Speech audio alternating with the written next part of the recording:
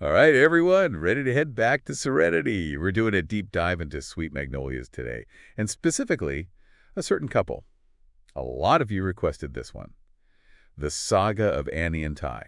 Oh yeah, their relationship, we're all over the place. It's a long one, too. We've got 4 seasons worth of material to unpack here. 4 seasons. That's years of teenage trauma. Friendship, jealousy, first love, all the good stuff. I'm excited to dive in. What about you? Absolutely. It's going to be fun to revisit all those key moments, like their first kiss. Oh, don't remind me. The wait for that was excruciating. And then all those declarations of love. Seriously, melted my heart every time. And then that finale. Like, what happens now? So many questions. Right, it's like the writers just left us hanging. But before we get ahead of ourselves, let's start at the beginning, season 1, where it all began. I think what makes their story so compelling is that it's not just a whirlwind romance. It's a slow burn. Exactly. You see them grow up together, figure things out. Yeah, they start as close friends, practically family because their moms are besties. But right from the start, you can sense that Ty has deeper feelings for Andy.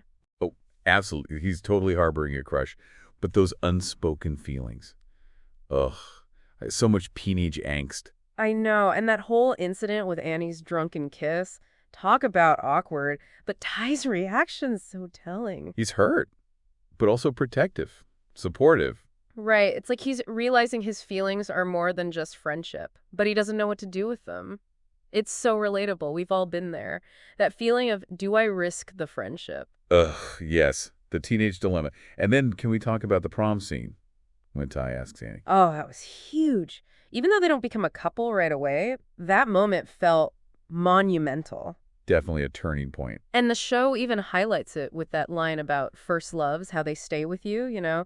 You measure every person who comes after them against them. Ooh, I remember that line. It's so true. It really sets the stage for the complexities of their relationship. Exactly. And just when you think they might be on the same page, season 2 throws a wrench in things. Oh, yeah. Andy starts dating Jackson. Cue the jealousy. Poor Ty. It's heartbreaking to watch him deal with those feelings. He's clearly not over Annie. It's got to be tough seeing her with someone else, especially someone like Jackson. But amidst all the drama, there's this one scene that gets me every time. It's when Ty knows exactly how Annie works her coffee. It's such a small detail. Right, but it speaks volumes about how well he knows her, how connected they are. It's those little things that really build a strong foundation, even if they don't realize it yet. Absolutely. And that sets the stage for season 3, where the tension really starts to ramp up. It's like Annie starts to realize, what if I've been looking for something that's been right here all along, you know? And that gift that Ty gives her for her birthday. Yes. The phone he made for her when she was grounded.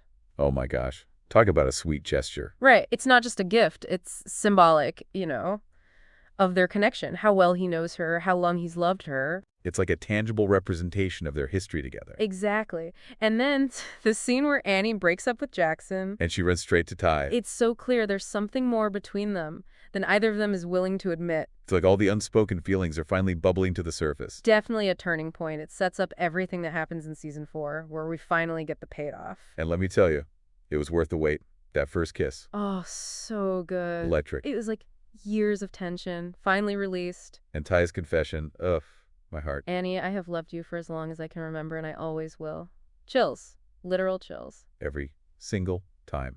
It's the kind of declaration that makes you believe in true love. Right. You're like, okay, they're finally together. This is it. But of course, no love story is without its challenges. Right. Like happily ever after is never that simple. Exactly. They finally get together, and then life throws them a curveball. Ty's band tour. And Annie's life in Serenity.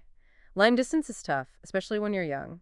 It's like the ultimate test. Can their relationship survive the distance? And then, that finale, talk about bittersweet. Annie gets into this amazing art school in California. While Ty's band gets a gig in Europe, he even asks her to go with him. But she chooses to pursue her dream, leading to a temporary separation. Ugh, my heart. I know, right? You're rooting for them.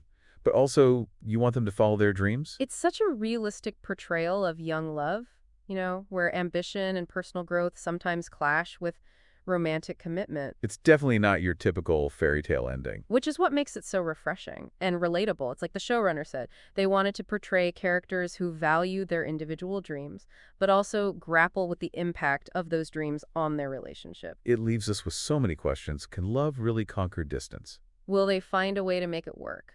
Or will pursuing their passions lead them on separate paths? It really makes you think, doesn't it? Like in your own life, have you ever had to choose between love and your dreams? Because I know I have. It's such a tough decision. Yeah, for sure. It makes you really feel for Annie and Ty because they clearly care about each other so much, but they're also at this crucial point in their lives where they're trying to figure out who they are and what they want. Right. And sometimes those two things, love and ambition, they pull you in different directions. Like in the finale, there's this line that Annie says to Ty that really stuck with me. She says, "You took 17 years to tell me you loved me. If we can't last one more, then maybe that's our answer." Oh, wow. Yeah, that's a powerful statement. It's like she's throwing down a gauntlet almost. Like she's saying, if this is real, it can handle a little distance. Exactly. She's not just passively waiting around for him, she's setting boundaries, which is so important in any relationship. It's like she's learned from the relationships around her, like her own parents. Their marriage has been so up and down. She doesn't want to repeat that cycle. Right. And let's not forget Annie's an artist. She's creative independence. It makes sense that she wouldn't want to sacrifice her dreams, even for love. It shows a lot of strength and self-awareness, which I admire. Me too. Like she's challenging both Ty and herself to see if their love can really stand the test of time and distance. So the big question remains, will their love survive? Will they find a way to make it work, or will they ultimately go their separate ways? What do you think? Honestly, it's a tough one to call, but I think what matters most is that they stay true to themselves, that they communicate openly and support each other's dreams, even if it means being apart for a while. I agree. It's not about a picture-perfect ending.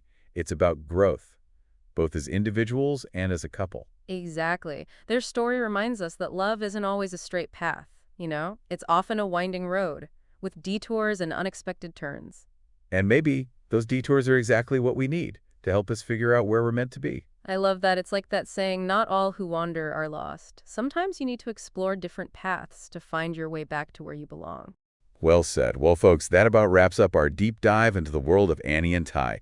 We've covered a lot of ground today. From their early friendship to their first kiss to that heart-wrenching finale, we've analyzed their key moments, explored the underlying themes of love, ambition, and the challenges of growing up.